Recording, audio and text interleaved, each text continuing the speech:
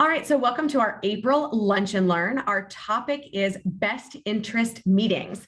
And I'm really excited because we've got Kelly Enselin here, who is our Chief of Legal Services. So Kelly, I'll actually ask you to introduce yourself briefly and then jump right on in to discuss best interest. Sure. Hi, everyone. I see a lot of names I know. I see probably more I don't. So it's great to meet you. I am the Chief of Legal Services here at Office of Child Advocate. I have been with OCA for almost 13 years, the first 8 or so as a Deputy Child Advocate, and the past 40 years or so as the Chief of Legal Services. So I do mostly supervision of our contract attorneys that you work with, and I also supervise the 200 or so volunteer attorneys that we have and do trainings and things like that. So that's me here at OCA. I'm glad we're talking about this. I did the same training last year, probably around this time, and the timing for this training is intentional and good timing because you're good if you have school age clients, you're going to start hearing about best interest meetings as we get towards the end of the school year. And you'll learn why that is, hopefully, throughout this presentation. But feel free to ask questions. I know, Lauren said not case specific, but if you have questions that come up that are more general, please feel free to drop them in the chat box or raise your hand, whatever you're comfortable with. So I'll just get started with sort of the basics. So the best interest meetings are governed by a lot of different laws, regulations, other documents. You don't need to necessarily know all the ins and outs, but I will tell you that the federal statute that it's governed under is the Every Student Succeeds Act, which was enacted in 2016, or ESSA, because we like acronyms. And that replaced the McKinney-Vento Act, which is probably what you still hear, even though, we're 5-6 years down the road. You probably still hear people say the kids are covered under McKinney-Vento. It's not technically correct anymore. It doesn't necessarily matter. Just know that if people mention McKinney-Vento, they're really talking about ESSA for the most part. Delaware was a little bit different. The reason that ESSA was important to a lot of the states is because McKinney-Vento covered homeless children. Okay, so in Delaware, we considered our children that were placed into foster care as homeless. In other states, they only considered them homeless when they were awaiting foster care placement, like in a shelter. So if they were if they were in Delaware and they were at and they were following McKinney-Vento strictly, if they're at the Governor Terry shelter, they might, they would qualify for transportation to school under McKinney-Vento, but in other states they weren't. So we already kind of had that carve out for kids in foster care. So when ESSA was enacted by the federal government, it wasn't a huge change for us here. And the only thing it really changed was the MOU between the Department of Education and the Children's Department and the local education agencies about who was going to pay for that transportation. So it was decided the Department of Education will receive those federal funds and they pay for the transportation. So the basic concept of all of those laws and regulations, and it's also covered, in the state statute under our code, as well as the administrative code, they basically all boil down to the basic concept is a child must remain in their school of origin, which I will define for you in a little bit, unless it's not in their best interest. So very kind of vague, but important. So school of origin is the school the child's enrolled in at the time they entered foster care. So usually, when they were with their birth family. And the time, the school of origin is also identified as like the next grade level. So if, for instance, a child came into Smyrna School District in 8th grade, that school of origin is still going to be, the high school when they move up to the next level. So that's school of origin, basically where were they going to school, what district, what feeder were they going to at the time they entered care. And then best interest can be confusing because we use best interest a lot in our work, right? So as a CASA, you're constantly being told that you're representing their best interest, you're representing the best interest, and you look at the maybe you look at the code and see, in Title 13, Section 722, where, it's laid out for us what the best interests are. This is a totally different best interest.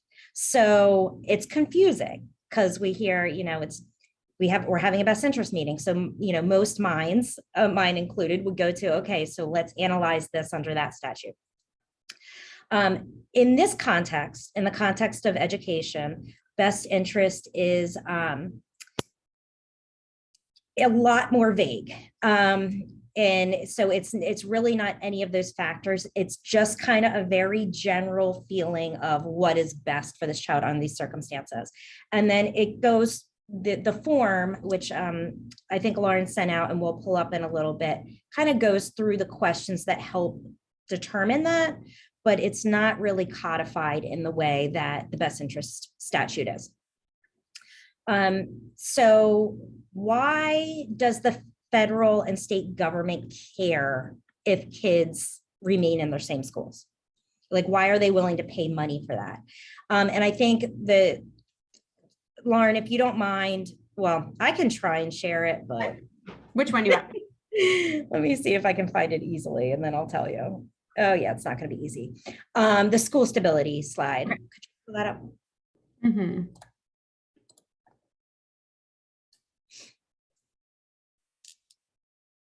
Okay, so that's what I just explained. Can you scroll down to the next page?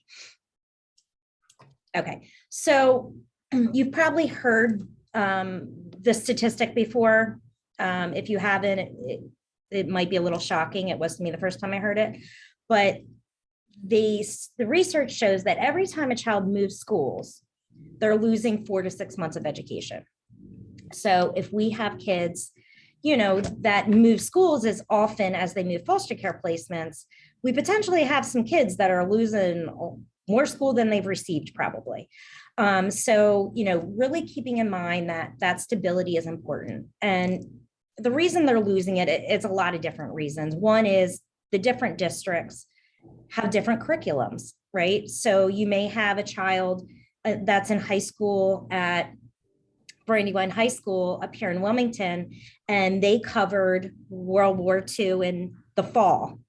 And then they moved to Seaford School District because nobody's going to transport them all the way from Wilmington to Seaford. So then they moved to that district, and they are covering World War II in the spring. So now, the kid moved, they just got the World War II. Now they're getting World War II again. They missed on, whatever else they were supposed to get during that time. So that's part of the reason, is that the curriculums are different. The timing of the way that the children are receiving information in Delaware is different.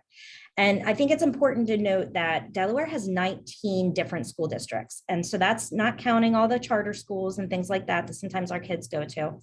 19, that's a lot of districts for a very small state. So that's a lot of different ways to do things. The other reason is probably more, emotional, in that, it says here, decrease emotional toll. Just the concept of moving to a whole new school with whole new people. And our kids are already in a disadvantaged spot where they've been removed from their family, removed from their community, perhaps. And now, they're having to readjust to a whole new school. So obviously there's more opportunities to connect, the more stability they have. Kids engage in social and extracurricular activities more when they remain in the same school. They do have better credit stability, so they're able to gain those credits, even though Delaware has sort of addressed that in statute. Not sort of, Delaware has addressed that in statute for our kids in foster care. So the credit stability shouldn't be as much of an issue. There's more uniformity and more flexibility, I guess, for kids that have been in foster care with their credits. And then obviously it enables them to maintain some level of routine and normalcy. So the federal and state government agrees that this is all really important and that we want to keep kids in their own school whenever possible. Okay, so before I get into the process, you can remove that slide, Lauren. Do we have any questions so far before I get into the actual process? Okay, good. So if a child enters foster care or changes placement or leaves custody, there needs to be a best interest meeting. That's sort of the first part. So they have to be held within 5 school days or 7 business days if it's the summertime. And they also must be heard, not just when something changes, but also once per year if they're still in foster care, preferably in the last 2 months of the school year. And that's why I said this is a really good timely meeting, because May and June, mostly May, because June is pretty much the end. All the kids that are in foster care that are school age are going to have a best interest meeting. So the local school district or the local school district, the foster care liaison. So each district has a liaison. They're different per district. Like some choose their social worker to be the liaison. I'm not really sure how they determine that, but there's somebody that's identified, and you can actually find their names and all that online. It's no secret. They will invite the educators involved. So that means the school of origin personnel, as well as the school that they would be going to if it was where they're placed. So just to give an example, because I think that helps clarify things. So kind of the example I gave before. So Johnny is going to school up here in Brandywine School District and living with his family. And then he's placed in foster care in Seaford. That school district is going to have a meeting within 5 days if it's during 5 school days. They're going to invite Brandywine School District personnel, their liaison person, as well as Seaford's. And that's all that the school has to invite. Then DFS is obviously notified, and they are to invite the parents, the caregivers, foster parent, child attorney, and CASA. So really the burden's on DFS to do the inviting there. Now, I know plenty of times where the school district already knows who I am, and they may already know who you are as a CASA because you're already involved, and they'll send the invite directly to me. But if it's a newer case, if the child just came into care, it's really on DFS to remember to invite us. So, and sometimes honestly, these meetings are happening even prior to the first hearing, because they have to be held within 5 days. That first hearing is held in the first 10 days. So sometimes we're showing up the preliminary protective hearing and have heard that best interest meeting has already taken place. That's very possible. So you're going to be more likely to be involved in those cases where your client is moving placements, or it's the end of the year best interest meeting to determine, is this still in their best interest to remain in the school that they're in. Lauren, if you don't mind bringing up that form, the best interest to remain. So there is an actual form that DOE uses. And if you've ever been involved in a best interest meeting, you've probably seen or heard some of these questions. So once everybody's at the table, and I mentioned that DFS has to, sort of invite these people, and that's in the MOU. That all being said, it's very possible, even if, we can't be there, that they're going to hold the meeting anyway. So they're going to go through this form. It's pretty basic, but the things that they're looking at, what's their permanency plan? So it may change everybody's opinion or decision if the plan is reunification as opposed to adoption. Okay, so example, You have an 8-year-old client who is remaining in their school of origin because the goal is reunification. And they're not, not that far, weren't placed that far away from their school of origin. So they're going along for a year in their school of origin, being transported, and then the plan is changed to adoption. They're going to be adopted by their foster parent who lives, not in that same theater. It may be possible that you get to the end of that school year meeting and say, well, now the plan's adoption. We think he is going to stay here in this foster home. Let's just switch switch the school placement to be where the foster home is. So there's a lot of things that kind of go into determining this, but their permanency plan is one thing that they do look at. And then, looking at how many schools they've attended. Is this a child that's been, maybe they lived with birth parent who moved around a lot? Is this a kid that's been in 6, 7 schools in their lifetime? That's going to weigh in on how do we feel about moving them, yet again.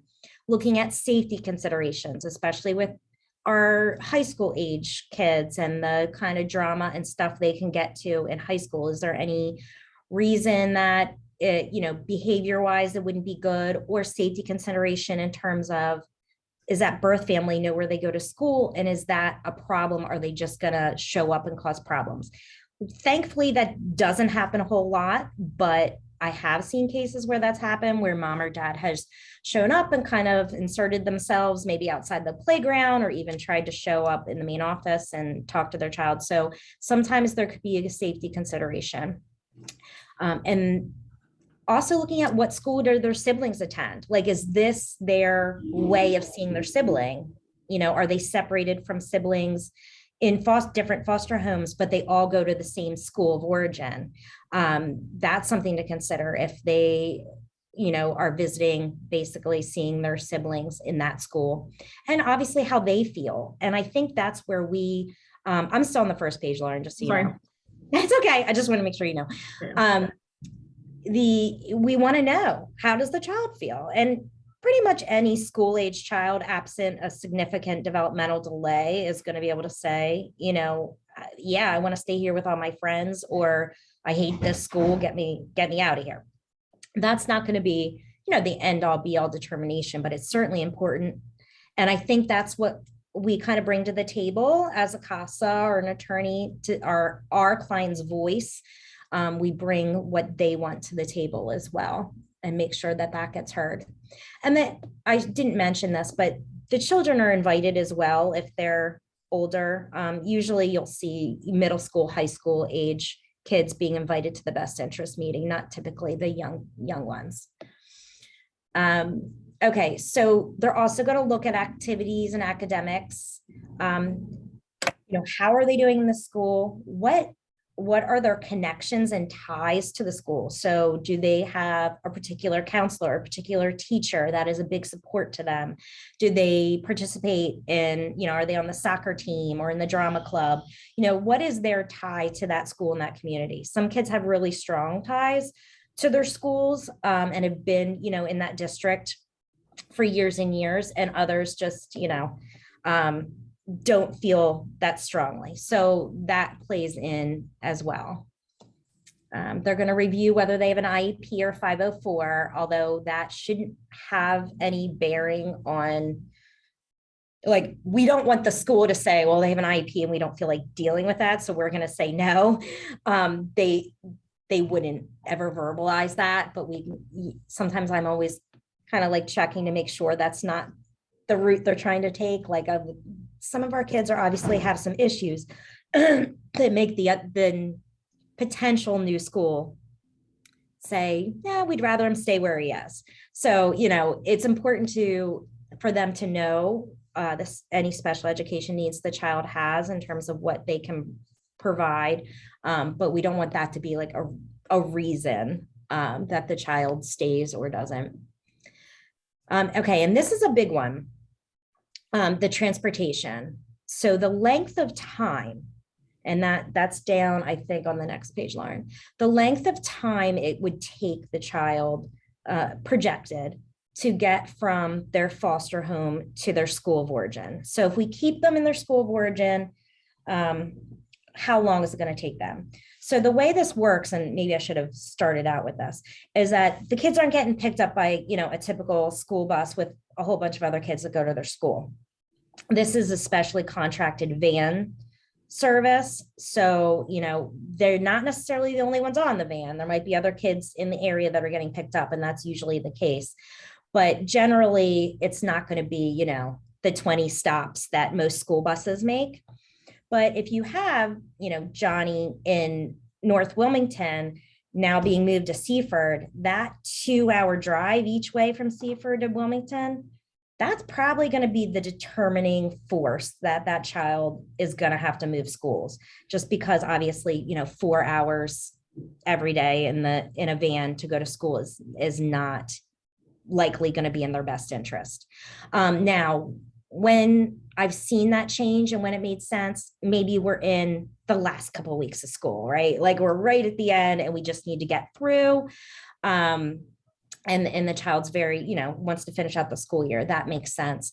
If it's an hour away, so maybe Johnny's placed in Smyrna, Smyrna to North Wilmington, now we're talking less than an hour. And we'll also have to think about the child's age. So are we talking about a high school student? Or are we talking about, a second grade student? We're probably not going to feel as comfortable with an 8-year-old, going an hour each way in the van. But a high school student might say, that's fine. I'll just, nap or look at my phone or whatever they do. So there's a lot of different things to kind of look at, but I feel like in a lot of ways, it boils down to how far are we talking? Like, can this child tolerate the van ride? And I don't see it come down to money, which I'm thankful for. Like, I don't see in these meetings where the school's concerned about like, we got to pay, for this child to go all this way. It really does seem to come down to what's in their best interest.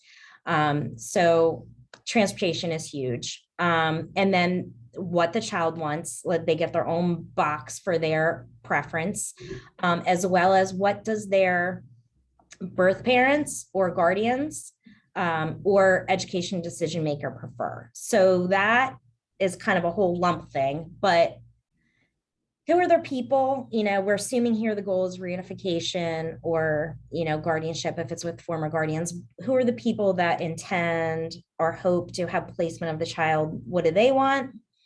If they have an education decision maker, which is kind of rare, but we do have a statute for an education decision maker that's separate from the educational surrogate parent. If they have one of those, what do they prefer? Then they'll ask DFS. They'll ask the foster parents. And it's interesting because we're not on the form, but if we're there, they will certainly ask, what our opinion is. And there's sort of an other on the signature page that I guess is our part, but they will kind of go around the table and ask everyone, what they want. Because I brought up education decision maker, I just want to clarify, while they are invited, an educational surrogate parent is not typically invited unless you're the CASA and you're also the educational surrogate parent. Obviously, then you would be there anyway. But this isn't really a decision for the surrogate parents to decide. They deal only with the special education pieces. So after they ask all that and go over the documents, there is a determination made. And it's kind of a vote, but it's not because while they want everybody's opinion and they consider everybody's opinion, there's only 3 people that get to decide what happens. And that is DFS, the school of origin representative, and the school of residence representative. So those 3, the 2 districts and the DFS worker, ultimately make the decision. And it's funny because it says if there's if they can't decide, then it defaults to school of origin. I don't know how you would have I don't really know how that would work if you have three people, how you would have like a tie. But anyway, the default is school of origin, but they will decide, and then you can agree or disagree with the determination. There is an appeal process that we don't do too often, but if we're not happy with the decision, we can ask to reconvene. And I've done that on one or two occasions, but this is the form, this is the process. We don't, like I said, we don't get a vote. The attorney or the CASA doesn't get a vote. However, I would not say that we do not influence, decision making. So what we bring to the table is our client's position, especially if they're not present to say, and also pointing out, what we know from working with the child, what connections they have to a certain teacher, or what has been positive for them in the school, or maybe even the opposite. Maybe everything has been a struggle, and maybe this move would be good. You will often hear in these meetings, especially with our teenagers or getting close to teenage years, they need a fresh start. We think they should just move. They've gotten in so much trouble here.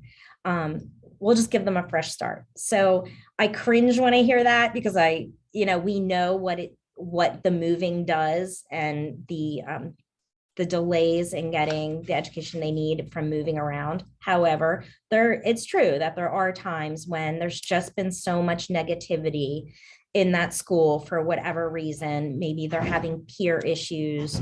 Maybe the school administration and teachers are just kind of sick of them after getting in trouble for years. So there are instances where you think, well, maybe starting anew would be good. So we can bring to the table sort of this global perspective of the child that the schools just don't have. And DFS should have, but doesn't always. We know that we are more often the most consistent person on the child's team, with DFS workers changing because they moved units, or because the worker resigned, or whatever the reason. So we bring that sort of consistency and that history to the table. And I think I've seen a lot where our, application to the group is accepted as, yeah, that makes sense that they stay in the school, or that makes sense that they move, because of what the facts that we are able to bring to the group that they wouldn't usually have. So, all right, I'm gonna just talk about a couple of pitfalls, but I want to make sure that there are no questions thus far. I don't see any in chat. Anybody? Okay. Do you want me to stop sharing the screen? You can. Yeah, you can stop sharing. Cool. Okay. Just making sure I didn't miss anything on the form. So some pitfalls that we fall into are extracurricular activities and transportation. So I already said, like, one reason to keep a child in the same school is maybe they're on the soccer team or whatever, but the van service that DOE pays for to get the child to school is only for school hours. So there's not going to be a separate van that comes and picks them up, from practice or from a game. And that can cause some significant issues if the child's placed 45 minutes to an hour away from the school they're attending. It might be difficult, if not impossible, for the foster parents to pick them up from practice every day or whatever they're doing. So we have to get creative. It's not, dispositive of the situation. Doesn't mean, they just can't do it. I know we had one case where the youth was on a tennis team and, need to be picked up at 4:30 every day. We were able to work out with our donations fund to get that child transportation. There's only like maybe 6 weeks left of this season or something until the end of the year. So we were able to work out transportation for that.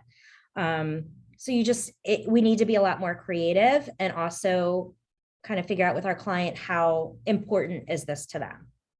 I think for if the child, is just trying out the sport for the first time and they're not really that into it, maybe it's not a huge loss. But there's some kids that are very dedicated to it, and we obviously want to, encourage that kind of extracurricular activity. So that is something to think about and to problem solve with your coordinator if you think that's an issue. Joyce, did you want to ask a question? Yeah. Say that child has outside services besides what's in the school, speech or counseling or something. Are those also considerations along with or is that considered extracurricular activities? Yeah, so if it's outside of school hours, it's basically considered like extracurricular, and they're not going to transport for that. Counseling, outside of school, that's something to consider in the sense that, maybe their counseling is every week at, every Wednesday at 4, and they're going to be on this bus until 5 o'clock. Like, how are we managed? So those are all like details that need to be worked out. Maybe once a week, somebody else has to pick them up from school and take them to their counseling appointment instead. But DOE is only going to pay for those school hours to transport the child. So that's something that we need to work around if it's important for them to stay in that school. And then there's a question in the chat from Sherry. Okay, thank you. Okay, what transportation resource could we use besides DFS? So, I mean, other than the obvious, which is, we hope the foster parent will help out if they can. DFS contracts with van services. So in my instance with the tennis practice, we used the same contractor because we knew they had been vetted and just paid them directly. So there's that.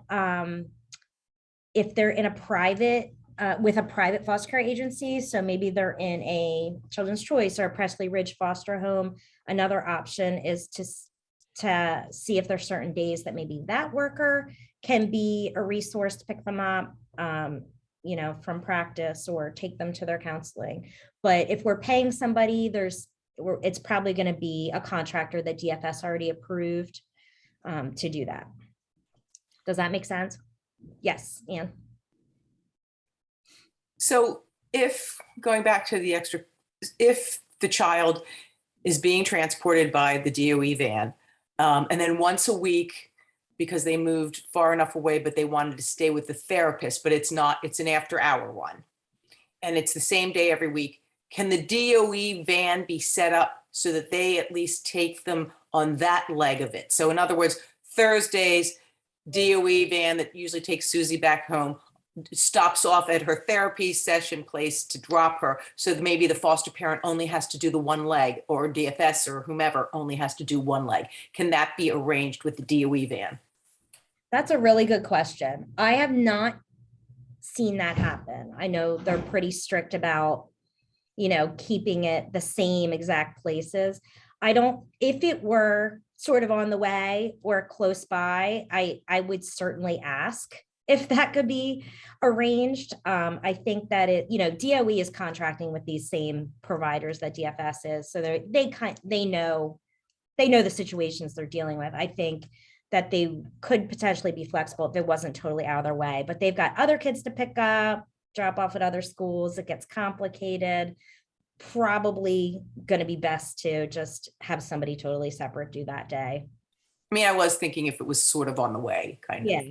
Yeah, I think you could ask. It never hurts to ask. And each district, I would start with the liaison with any questions about transportation, and they can kind of get you to the right person. Because I don't know who in the district handles, kind of contracting with that person, but the liaisons are a good starting point. Okay, so the other potential pitfall that we'd like to avoid, or at least think out, is, okay, so what if we thought that Johnny being in the van for an hour was fine, and then 2 months later it's just a disaster. He's maybe missing the van and then not getting to school, or is just emotionally draining on him.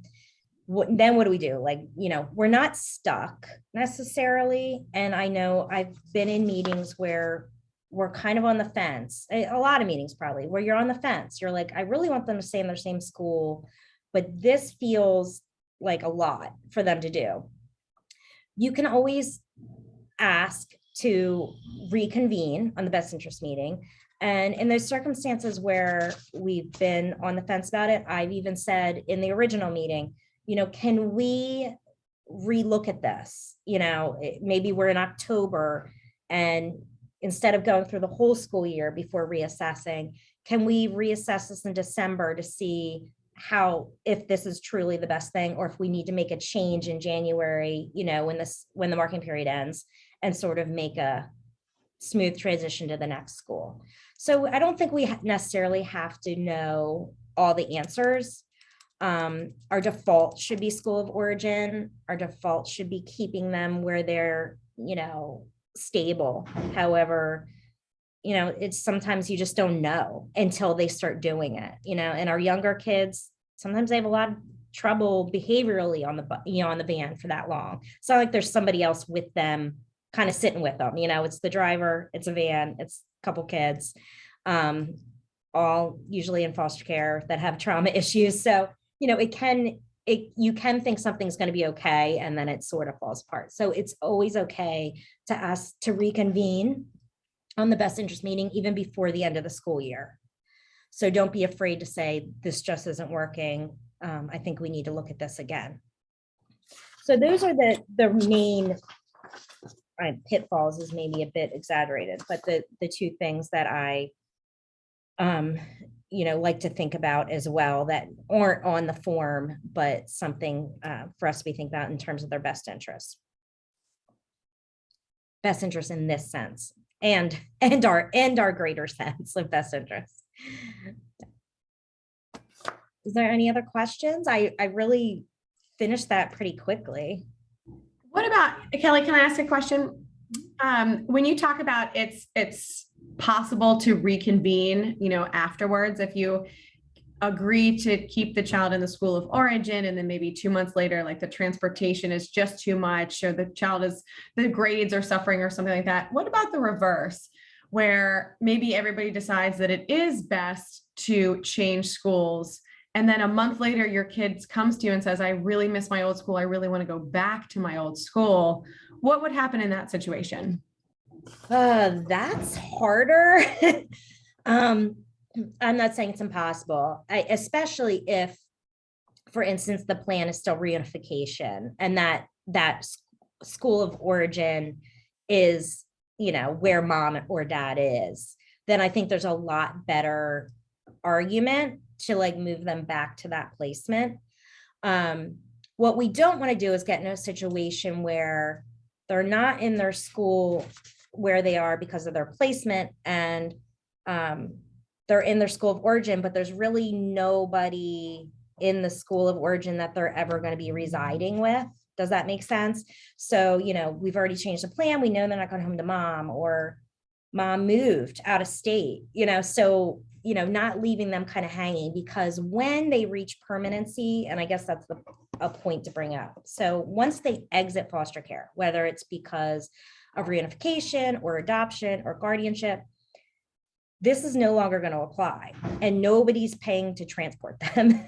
So that's something to think about as well. Now you can and should ask that they continue to transport through the end of the school year, especially if you're past that January hump of, all right, we're getting towards the end of the school year. So for instance, if a child is reunified with mom or dad in February, they don't necessarily have to move to where mom or dad is that school year. They could potentially finish up the school year where they are. However, when that new school year starts, they're going where they live. And that would be the same for adoption or guardianship. So, at some point, hopefully they're going to exit foster care, and this isn't going to apply at all. So we're kind of keeping that in the back of our mind too, when we're doing this best interest meetings, I'm thinking not only what's best for them in this moment, but trying to project a little bit about what's potential to happen down the road. So if you know they're in a temporary placement, if you know that foster home is temporary and basically a holding place for something else, whether it's an adoptive placement or another foster home or, you know, a residential treatment, the last thing we want to do is move, you know, the school to the school where they're placed when we know they're going to be changing again, right? No matter how far it is, that might be a instance where I say, that's not a good choice because we know they're going to have to move schools again. So that's something to consider as well, but they should be able to finish up the school year where they are if they would like to. Yeah. Did I answer your question, Lauren? Yes, definitely. I now forget what the question was.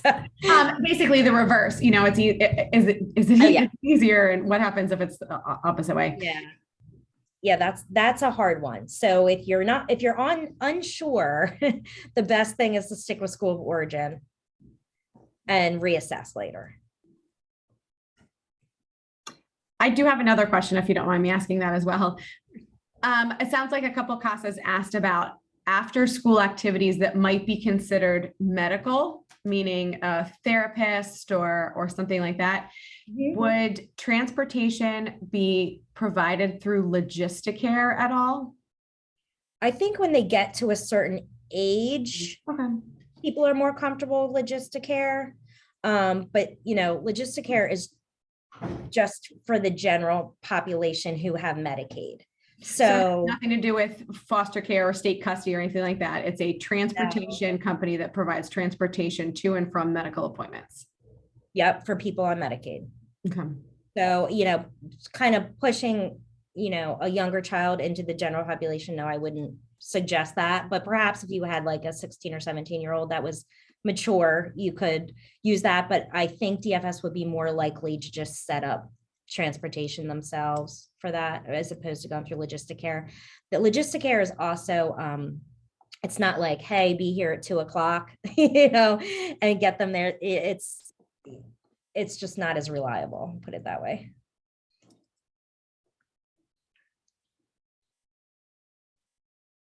Any other questions? I feel like there was, Anne has another question. yeah. So two things. So I actually didn't know that the Office of the Child Advocate is contacted when these meetings are set up, because I'm not sure I've had child attorneys in on these meetings, but maybe it just has, maybe they know I'm going to go or whatever. Probably. So that does happen to us. So I don't need to let the child attorney know. They should be being Yeah, notified. I mean, just make sure your coordinator knows. Like if you're Yeah. getting notice and your coordinator's not on there, just make sure your coordinator knows. I think for Okay. the most part, if there is a CASA involved, then the child attorney is not going to go because you can totally represent that. And it's Right. not really like usually a strong legal argument that needs to be made. I think I've only had to do that once, and that was the case that I appealed. So, And yeah. then No. Okay. And then my other question is, so I've had situations where we requested a best interest meeting and forget 5 days, 5 weeks later, it still hadn't happened. Is Yeah. there any recommendation or that you might have in terms of when there's various reasons, I'm not throwing shade on anyone, just to say that, because, you know, these cases are complicated, but is there any suggestions to get the district people to move off the dime when you see that happening? I mean, if I saw that happening, I would probably just contact DOE directly to let them know.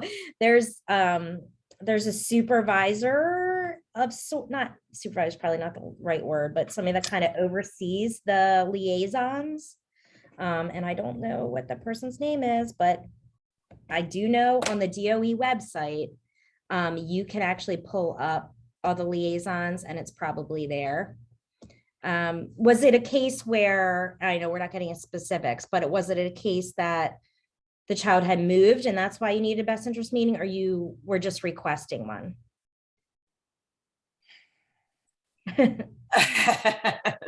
That's too hard to answer. Yes, no, yeah, it is complicated. And that's why the school was sort of, nobody Okay. knew where she was going to land, and placements were disrupting and blah, blah, blah. So, like I said, there are strong reasons why it got and why I didn't, and the DFS worker, we didn't. But the parent kept saying, why hasn't the best interest meeting, and Interesting. again, Yeah. I mean, it is really hard when, our kids are bumping around and, in a very which short period of school? time. Yeah, because, the school of placement is going to change each time, usually, like I said, with 19 districts, it's almost unheard of that kids are placed in the same Right. school feeder that they were in. So yeah, it can get quite difficult. Okay. But yeah, if it takes that long, I might have to go up to DOE and say we're having an issue. And then they usually just, when I've done that, they just kind of push the liaison. Next thing you know, you have a meeting. That's about the only advice I have for that. And Kelly, we've got one more question in the chat. Oh yeah. Yeah. I don't know that COVID had changed a lot of things, but I don't know that it necessarily caused the number of best interest meetings to go up. I will tell you that I think for a while they went down, or at least we didn't have to consider all these things a lot during COVID, because when the kids were virtual, they could live wherever, right? Like a lot of our kids, they could live in Florida and still be in school. And so we still, we're able to keep kids in their school of origin a lot more during that period where, kids weren't going to school at all. Now that, or if it was at least hybrid, but now it seems like I don't really know any schools that are, just fully hybrid. It's pretty much you have to go to school or you're not going to school. So I've seen from COVID a lot of changes, but not necessarily the best interest. There's been a lot of more kids coming into care lately now that, things are opening up and schools are, a huge caller to the hotline, to the DFS abuse neglect hotline. So once schools opened back up and kids were going to school and they were going to therapy and they were, doing these things and people were seeing them, the calls of the hotline went up and the kids coming into care went up, which does make the best interest meetings, increase, because every time a kid enters care, they have to have a best interest meeting in five days. So in that way, yes, but that's just natural from more kids entering care after having a very low period of not many kids in care at all.